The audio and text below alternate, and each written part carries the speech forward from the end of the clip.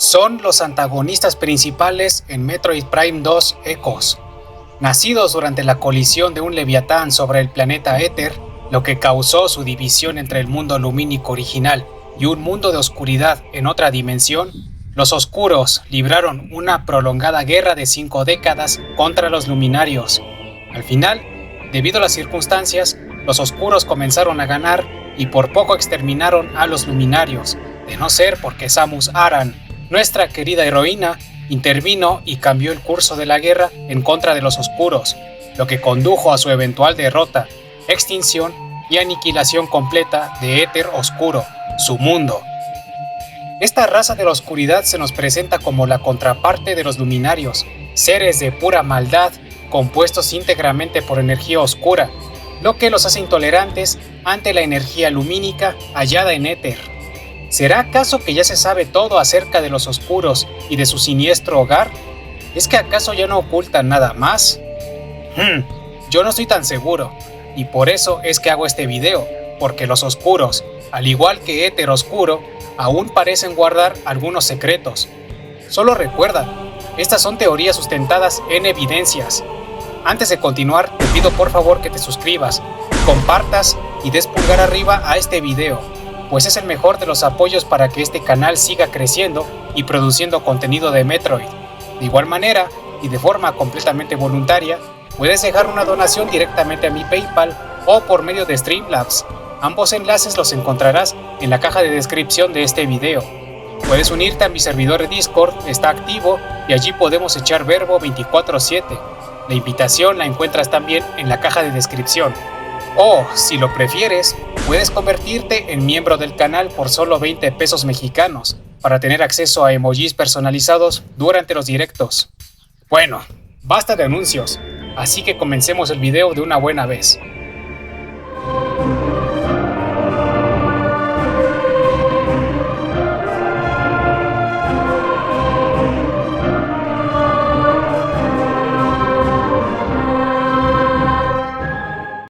La piedra angular de este nuevo video consiste en preguntarnos, ¿qué ocurrió con el Leviatán que cayó en Éter?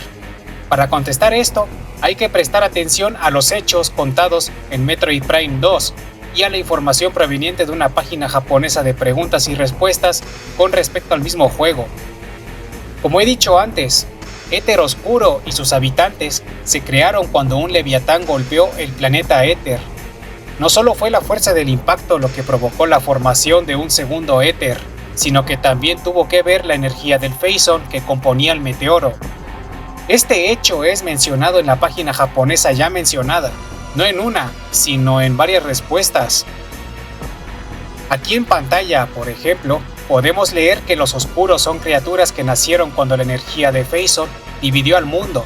Y justamente por eso es que los Oscuros pueden andar como si nada sobre la sustancia radiactiva, cuando es algo que resultaría fatal para otras formas de vida comunes.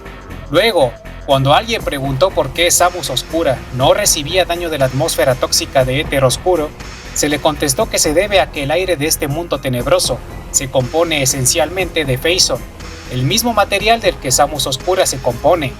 A decir verdad, justamente es por esto mismo que la gran mayoría del Phazon visto en el juego se encuentra en Éter Oscuro y no en Éter, y es lo que obligó a los piratas espaciales a organizar expediciones hacia el mundo oscuro para sustraer la mayor cantidad de Phazon posible.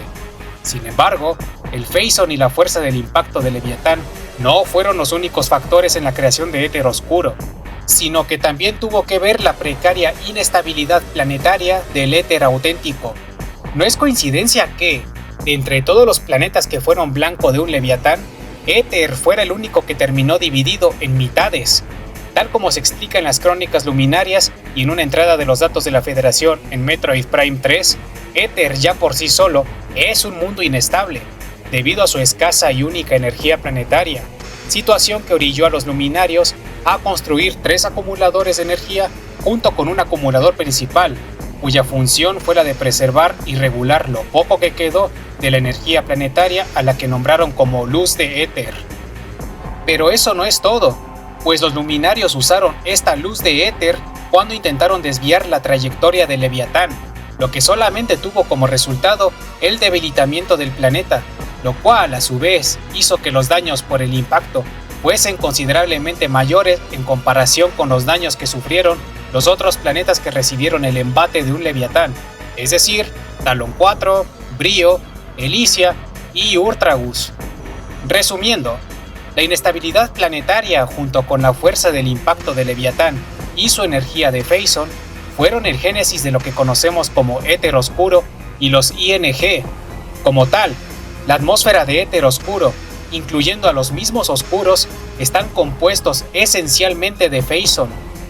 Debido a estos hechos, Samus Oscura sobrevive en la intemperie de éter oscuro, y los oscuros pueden tocar el Phazon sin sufrir consecuencias negativas, a excepción de que sea una reacción violenta como una explosión de Phazon, algo que Samus puede generar cuando dispara contra fuentes muy concentradas de este elemento, como esos contenedores donde los piratas almacenan el Phazon.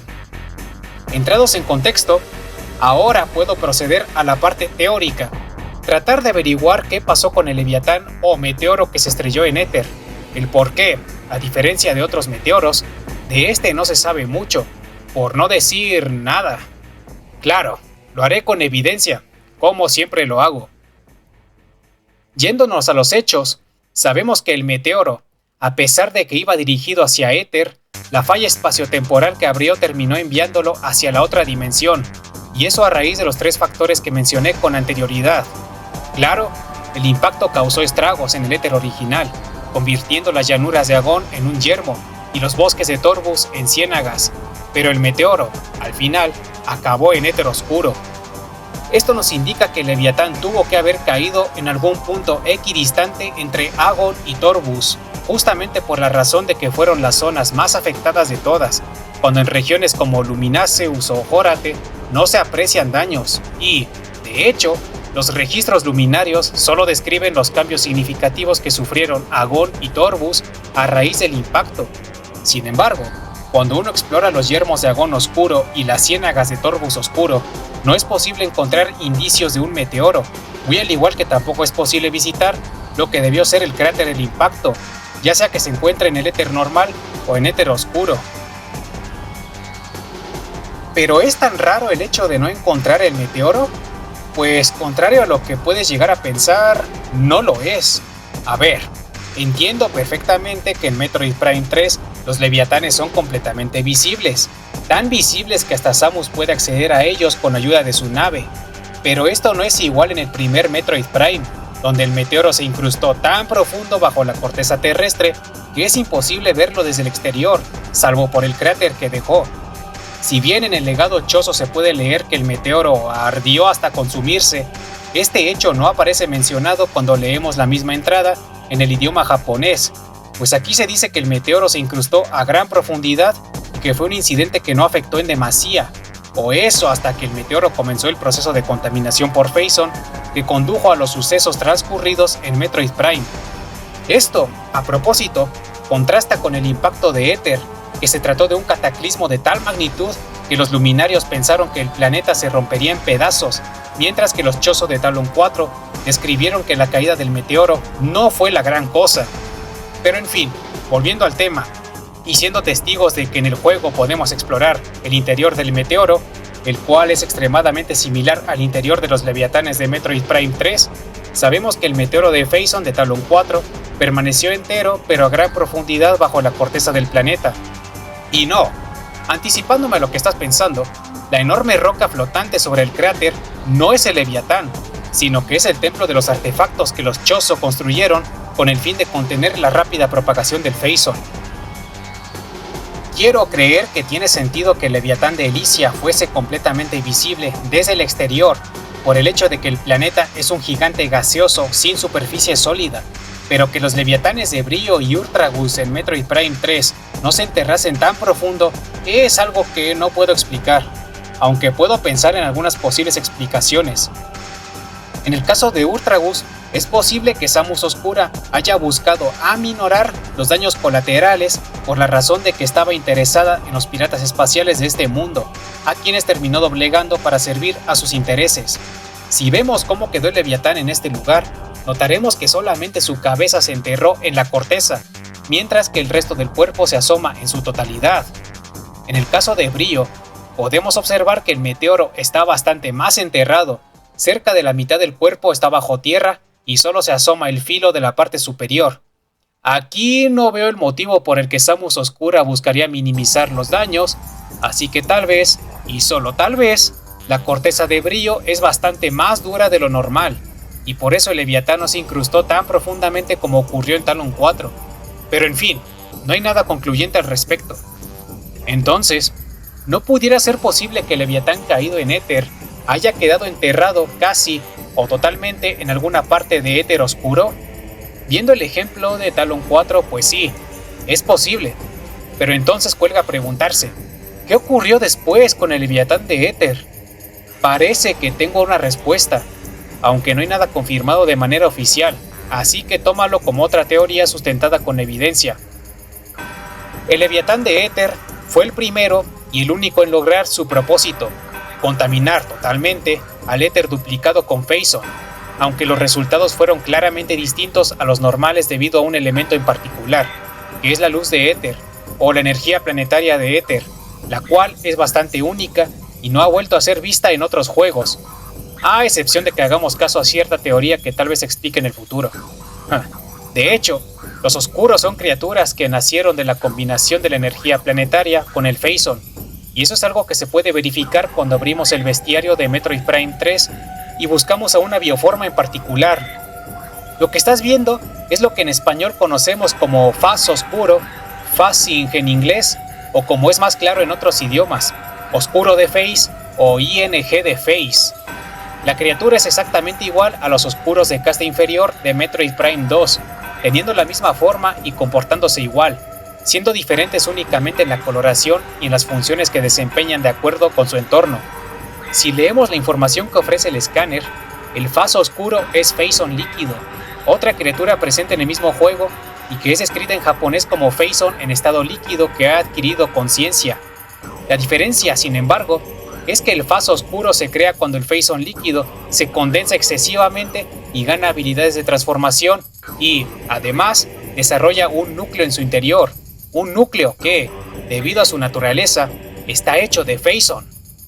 Cuando el Leviatán terminó en un espejismo de éter junto con una porción de la energía planetaria, no hubo nada ni nadie que contuviera su proceso de corrupción, no como en Talon 4 con el templo que los Chozo erigieron, y por los siguientes ciclos, el núcleo del Phazon dentro del Leviatán propagó su veneno. Hay que hacer un apunte aquí para recordar que un ciclo de éter, de la manera en como los luminarios miden los ciclos, equivale a 3 años terrestres. También, de acuerdo a los registros de los luminarios, se describen los sucesos posteriores al impacto como que el cielo ardió durante ciclos, que el planeta fue cubierto con un manto sombrío, el cual la luz de éter tardó en penetrar, y que de poco en poco la devastación fue disminuyendo. Igualmente, se menciona que los luminarios tardaron lo suyo en abandonar los refugios en donde se ocultaron para protegerse del impacto. Por ende, es claro que hubo un margen de tiempo no especificado entre el momento del cataclismo y el resurgimiento de los luminarios, aunque a todas luces tuvieron que pasar años, tiempo más que suficiente para que el Leviatán de éter oscuro hiciera de las suyas. Durante estos años o ciclos, el Leviatán cumplió con su propósito, contaminando éter oscuro al extremo con energía Phazon, pero, al mismo tiempo, con la peculiaridad de estar cargado de energía oscura. A todas luces, la energía negativa del Phazon, como lo describieron los Chozo de Talon 4, influyó en la porción de energía planetaria que dio a parar en el gemelo dimensional de éter, la cual se hallaba en el acumulador de energía del Templo del Cielo, y esta fue la razón por la que este mundo se cubrió de oscuridad, siendo el polo completamente opuesto a la luz. Aquello puede explicar el por qué la luz se torna roja cuando está en los acumuladores de energía de los templos oscuros, y por qué recupera su color original cuando abandona los acumuladores. Entre esta mezcla de Phazon con la energía planetaria, nacieron los ING en todas sus formas conocidas, y aquello explica las inquietantes similitudes entre el Phaz oscuro de Phase y el oscuro de casta inferior de éter oscuro. Son el mismo tipo de criatura, pero el oscuro de casta inferior está biológicamente alterado por influencia de la energía planetaria, y su núcleo de Phazon es de color rojo, siendo el mismo color que tienen los núcleos de los demás ING. Esta alteración del Phazon causada por la energía planetaria, sin embargo, trajo como consecuencia su vulnerabilidad ante aquella misma energía, pero de polaridad opuesta, es decir, ante la energía lumínica no corrompida. Además, a pesar de la corrupción, Éter Oscuro siguió siendo un mundo inestable y dependiente de la energía lumínica, muy al igual que su contraparte original. De entre todos los oscuros, se establece que el Emperador Oscuro es el más poderoso de todos, y es común asumir que este monstruo es o era el guardián de Leviatán. Llegado a este punto, hay algo que quiero aclarar. No, el Templo del Cielo, donde el Emperador reside, no es el Leviatán. Simplemente es la contraparte oscura del Gran Templo. Sin embargo, la posibilidad de que el Emperador haya sido el guardián de Leviatán es algo que sigue siendo posible, sobre todo en las etapas tempranas de contaminación por Phazon, que es cuando un Leviatán necesita a alguien o a algo que lo proteja ante cualquier posible intervención. Además, cuando leemos sus datos en japonés correspondientes al cuerpo de su primera forma, descubrimos que la criatura obtuvo un gran poder debido a una extrema contaminación por Phazon y, de hecho, se deja entrever que es debido a esta mutación que puede soportar la energía planetaria que termina absorbiendo dentro de su cuerpo durante el combate final. El Emperador absorbió esta luz sin necesidad de un módulo de transferencia de energía como el que tiene Samus durante la aventura, y no se desintegró como hubiera ocurrido con otros miembros inferiores de su especie. Si el Emperador fue el único oscuro en alcanzar un nivel tan extremo de mutación por Phazon, solo puede deberse a que estuvo en contacto directo con altas concentraciones de Phazon, como las que deberían encontrarse en un Leviatán. Por lo tanto, es posible que el Emperador Oscuro haya decidido trasladarse al Templo del Cielo una vez que el Leviatán ya no lo necesitó. Una vez allí, el Emperador fue consciente de que su mundo de tinieblas y Phazon requería la energía planetaria completa para subsistir. Así que emprendió la ya conocida campaña bélica contra los Luminarios para apoderarse de la luz de Éter. El resto es historia. Por cierto, ¿has notado cómo los ING tienen un núcleo de color rojo? El Phaz oscuro de Phase tiene el mismo núcleo pero de color azul, el cual está hecho de Phazon por pura lógica, pero su contraparte oscura posee un núcleo rojo, justo al igual que los demás oscuros como el Guerrero de la Horda, el Terminador de la Horda o incluso el propio Emperador Oscuro en su forma final. ¿Crees posible que los núcleos de estas criaturas estén hechos del mismo Phazon rojo como el que se vio en el cráter del impacto? Me gustaría saber tu opinión. Y así pues, concluyo el video diciendo que siempre hay que poner una atención minuciosa a los detalles, pues las respuestas siempre se encontrarán allí. Antes de despedirme, vuelvo a pedirte por favor que te suscribas, compartas y des pulgar arriba a este video, pues es el mejor de los apoyos para que este canal siga creciendo y produciendo contenido de Metroid. De igual manera y de forma completamente voluntaria, puedes dejar una donación directamente a mi PayPal o por medio de Streamlabs. Ambos enlaces los encontrarás en la caja de descripción de este video. Puedes unirte a mi servidor de Discord, está activo y allí podemos echar verbo las 24/7. La invitación la encuentras también en la caja de descripción. Si lo prefieres, puedes convertirte en miembro del canal por solo 20 pesos mexicanos para tener acceso a emojis personalizados durante los directos. Soy Aurora313 y nos vemos en el siguiente video.